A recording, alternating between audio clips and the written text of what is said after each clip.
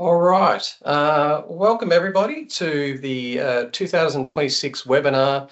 This is the first webinar for the International Biodeterioration and Biodegradation Society. Welcome, Professor Scott Wade from Swinburne University, and I will be your host this evening. To give you an overview of what we'll be talking about tonight, I'll give a bit of an introduction to those of you who don't know the International Biodeterioration and Biodegradation Society.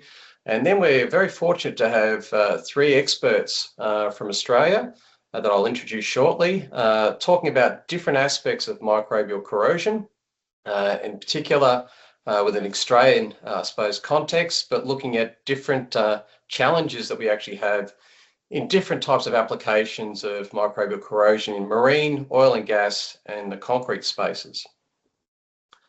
So just a bit of background about the International Biodeterioration and Biodegradation Society, which we also say is IBBS. It's actually quite an old society now. It was founded in 1969, so it's nearly 60 years old. And basically it's an international and multidisciplinary organisation that looks at a variety of different types of biodeterioration of commercially important materials. There's a wide range of different materials that it actually looks at. And you can see on the map there that actually we're very international. We actually have members from a lot of different countries around the globe. The Society hosts a lot of meetings, and we have, in particular, every 3 years we have an international symposium. The last one was in Berlin, and you can see some people on the screen there, Fred Passman and Andrea and a few others that helped organise that meeting. I think it was last year or the year before. And we've actually got the next one coming up very soon, actually, in August 2027. And Judith from Budapest or Hungary will be helping to host that. So you can see some of the different types of topics that we talk about on the screen there. Some of the other benefits for members of IBBS, you can see on the screen there. Some of the ones that are particularly interesting, we supply bursaries to support undergraduate and postgraduate research and scholarship exchange programs. And there's a wide range of other things that we actually offer in terms of members, not just the networking. And it's actually quite a cheap membership, so it's only about £50 at the moment. And there's a link on the screen there to the website where you can actually sign up as a member. The webinar series that we're actually running tonight is the first, actually, it's a new initiative that some of the council members have actually come up with to try and, I suppose, help with the networking, talking about biodeterioration and biodegradation projects. And look out that there'll be a number more of these coming up on the year, led by IBBS country representatives. We have a large number of country representatives from around the world, and I'm one of the Australian representatives, and hence me organising this seminar tonight. Okay, so now moving on to the point of the seminar tonight, which is looking at microbial corrosion, and particularly looking at aspects of microbial corrosion we've got three Australian experts who will be giving us various presentations, looking at challenges in the marine, oil and gas, and concrete spaces. And just before I start, it's quite traditional in Australia to give an acknowledgement of country. And I want to particularly, myself personally, respectfully acknowledge the Wathaurong people, who are the traditional custodians of the land where I live, and pay my respects to their elders past and present. And I'm very lucky to live in this beautiful place that I live in, so I'd like to pay my respects. So what are we going to actually talk about tonight? So we've got, as I said, three great speakers, but before they get into their particular individual talks, I'm going to give a brief introduction to microbial corrosion, rather than each of them actually having to do that individually and try and save a bit of time. But we've got a Weiss who'll be talking about microbial corrosion in the marine environment. We've got Sylvia who'll be talking about the oil and gas environment, and Gwen Ming who'll be talking about the microbial corrosion of concrete. And I should just remember to remind everyone, if you can use the Q&A, there's some Q&A functions actually in the Teams meeting to actually ask any questions. and we'll leave those to the end of the session to actually ask those. All right, so just a quick background on myself. My name's Professor Scott Wade, and I work in the School of Engineering at Swinburne University in Australia. And I've been working on various aspects of microbial corrosion for about 20 years now. So I do research into applied microbial corrosion, but also fundamental aspects of microbial corrosion. And my particular area of interest is really the marine space. So I want to give a bit of background, and apologies to people who are well familiar with the background of microbial influence corrosion. But just for those who aren't quite as familiar, I just thought I'd give a quick introduction. And as the name implies, it's corrosion influenced by microorganisms. Sometimes people call this microbially induced corrosion, and there's a lot of discussion about the terminology there. The term influenced is particularly good because sometimes microbial corrosion can actually slow down corrosion processes, or it can actually increase corrosion rates. So the name there is quite important. And I should mention a lot of the cases that we're actually interested in microbial corrosion is where we get really high localized corrosion rates. And you can see some examples on the slide there. And this is the interaction of microorganisms that create corrosion rates of up to tens of millimeters per year. So you can choose through the hull of a ship, a gas transmission pipeline, or some sheet piling steel in like 6 months' time. So that's extremely rapid compared to what you would expect. There's a wide range of microbes that are actually involved in MIC. Historically, most people have been interested in the sulfate reducers, but we now know that there's a wide range of different organisms that are actually involved, not just bacteria, but archaea, fungi, and algae. And there's a wide range of different mechanisms that are actually associated with the different microbes as well. And I also want to mention too is that it's often that's consortia or groups of organisms that actually work together to create this type of corrosion and the associated biofilm as well. And you can see some of the mechanisms because we've got a wide range of microbes involved. There's a wide range of mechanisms involved too. Metabolite production, metal deposition, and one of the ones that's sort of more talked about a lot more recently is what we call direct electron transfer.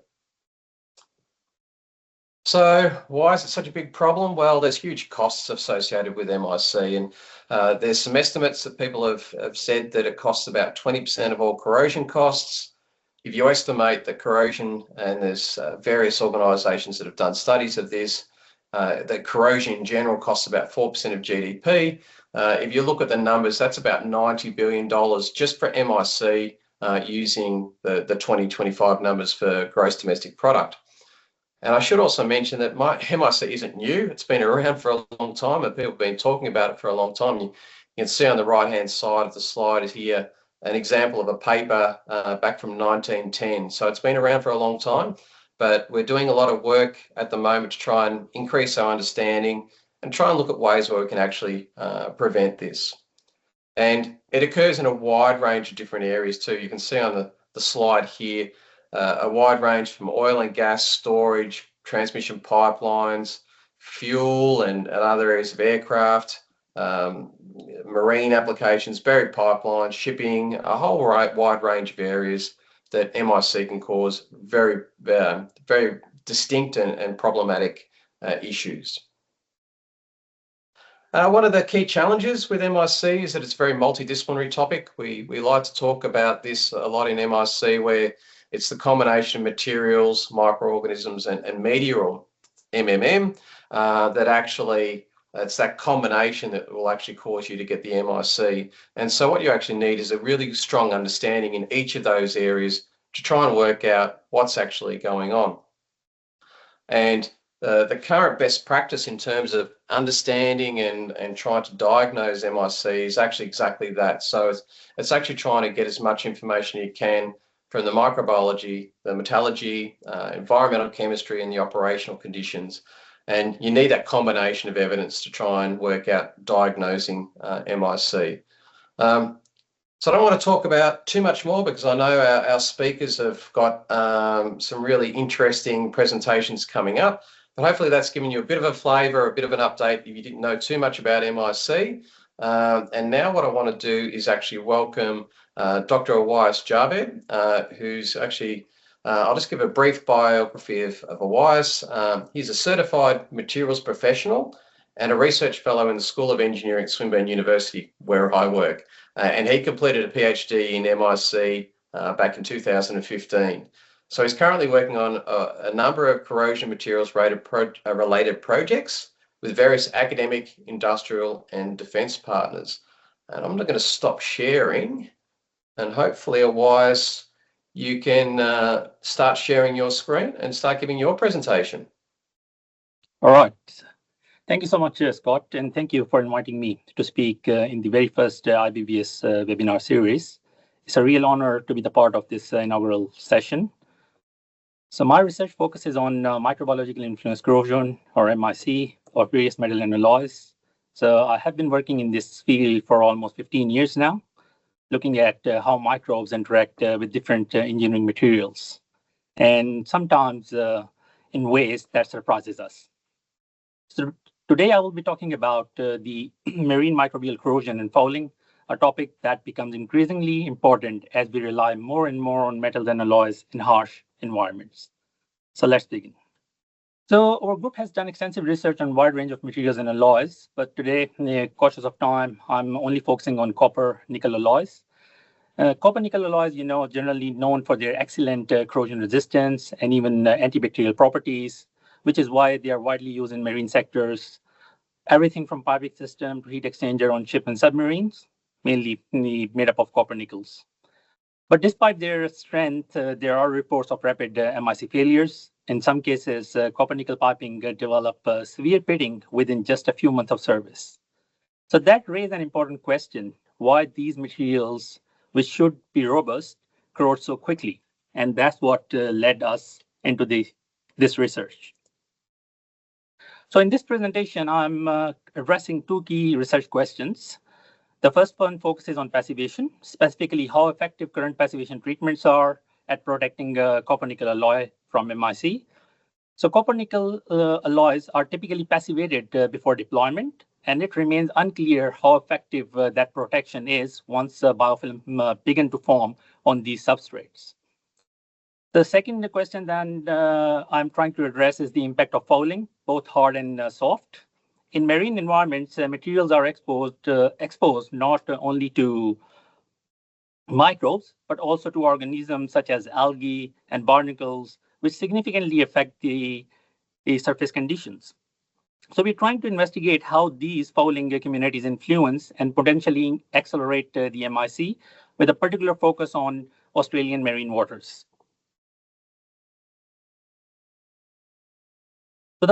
So the first stage is our work is developing a stable passive film on the copper nickel substrate. So to do this, we follow the standard ferrous sulfate treatment procedure, which is commonly used to promote the formation of protective iron oxyhydroxide layer on the surfaces. So here on the slide, you can see the comparison between the untreated sample and those received ferrous sulfate treatment in both seawater and potable water conditions. So visually, you can notice the surface transformation, but we wanted to quantify it properly.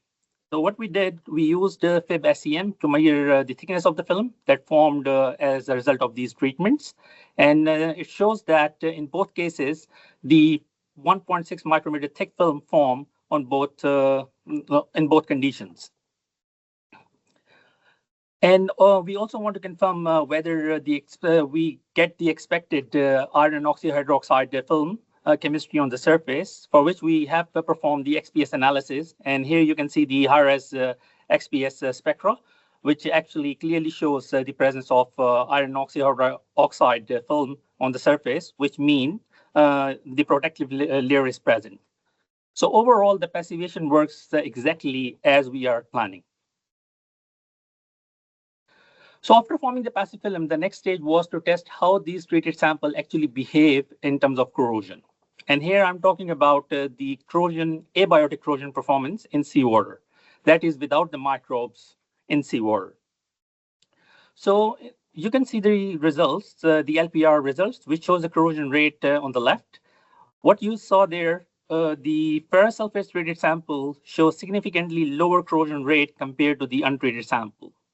And interestingly, the potable water ferrous sulfate treatment resulted in more reduced corrosion rate compared to the seawater passivated samples. We have also run the TEFL plots to confirm this, and we are particularly interested in corrosion current density, which shows that the ferrous sulfate treated samples have a significantly lower corrosion current density compared to the non-passivated or untreated sample, which means they have high corrosion resistance, so which is good. So now the next stage is to test how these passivated samples behave under MIC condition. And for this, we have exposed all the samples to sulfate-reducing bacteria, or SRB, in a controlled laboratory setup. We ran the test for about 28 days with sample placed in both abiotic and biotic media. And here you are seeing the SEM images of the surfaces after the 28 days of exposure. So under abiotic conditions, as expected, only a very thin surface film, pre-existing films present, nothing particularly aggressive. But under biotic condition, we observe a much thicker and more complex biofilm developing on the surface. The yellow arrows in the images are pointing to the individual SRB cells, which are embedded in the biofilm matrix. So after that, we clean off for the corrosion product and biofilm to observe the extent of attack. And under abiotic condition, we did not see any significant corrosion attack onto the sample as expected. However, under biotic conditions, we saw a localized pitting attack, a classical MIC damage. And interestingly, the severity of the attack was much more worse on the treated samples compared to the untreated one. So which you can clearly see here on these SEM images. So even though the ferrous sulfate treatment improved the corrosion resistance under abiotic condition, under microbial condition, it actually made the material more vulnerable to MIC. So here is the first key insight from this study. What we found is that corrosion protection methods that work very well under abiotic sterile condition can actually fail or even accelerate corrosion once the microbes are present. So if you would like to explore the full details, you can download and read the paper linked here. You can simply scan the QR code on the slide to access it.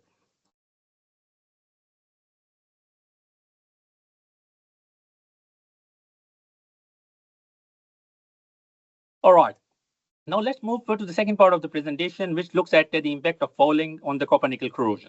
So here on the slide, you can see the examples of hard and soft foulers. Hard foulers such as barnacles and mussels, when they attach firmly to the metal surface, they create a small micron crevice gap underneath.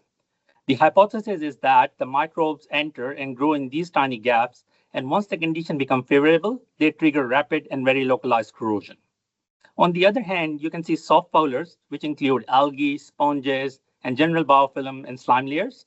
These form a porous, continuous layer that blanket the entire metal surface, trapping moisture, nutrients, and microbes. To study the effects in a controlled way, we have used the fouling analogs. For hard foulers, we have attached plastic shims of different thicknesses. You can see here, like 1 millimeter, 130 micrometer, and 50 micrometer multi-crevice assembly shims to the surfaces. And here you see the 50 micrometer thick shim, the blue. You can see my mouse here. You can see the blue shim is attached, followed by the PTFE washer, and the whole assembly is attached through the titanium nut and bolts. And for soft foulers, we have used the aquarium filter sponge, which provide a porous structure similar to natural soft fouling. So these analogs allow us to systematically understand how each fouling type influences corrosion behavior in real marine environments. Here you can see two field sites that we have used for our testing: Cairns in tropical northeastern Australia and Melbourne in temperate southeastern Australia. The sample was immersed for about 7.5 months, exposed to real marine environments with very different temperature and fouling pressures. So this allowed us to compare how copper nickel corrosion behave under tropical high fouling conditions versus cooler, moderate, and moderate fouling conditions. So here we are looking at the samples after 7.5 months of field exposure at both Melbourne and Keynes.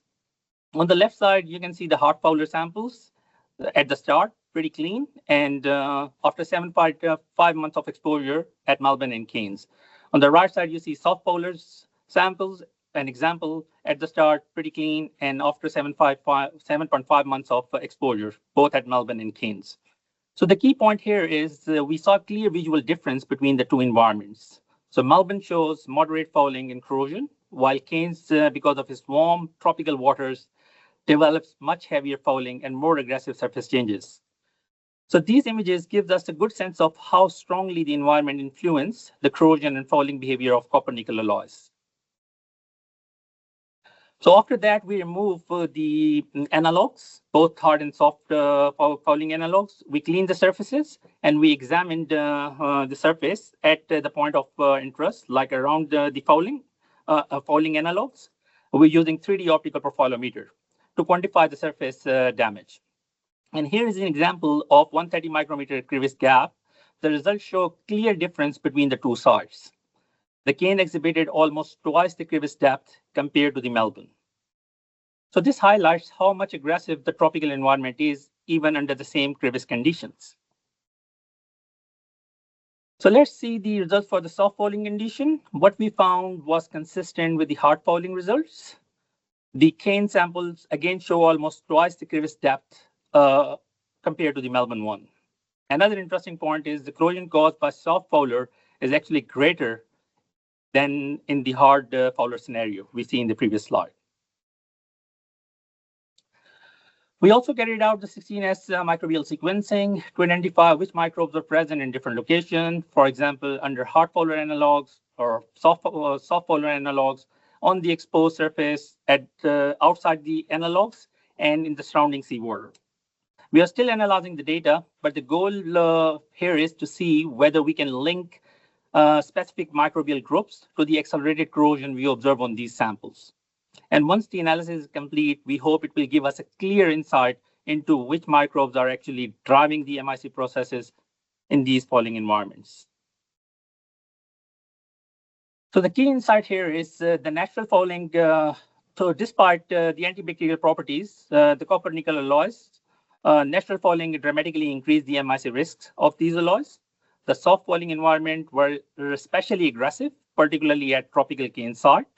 And understanding these fouling microbe interaction is essential for predicting the corrosion performance in real marine setting. So I would like to end by acknowledging the people and organizations who made this work possible. A big thank you to Professor Scott Wade, Dr. Wayne Neal, and Dr. Richard Piola for their support and collaboration throughout this project. I'm also grateful to our industry and research partner for providing resources, facilities, and field testing opportunities. If you would like to get more information or want to discuss any part of this work further, please feel free to contact me at the email shown on the slide. Thank you once again for your attention, and I'm happy to take any questions, hopefully at the end. Thank you.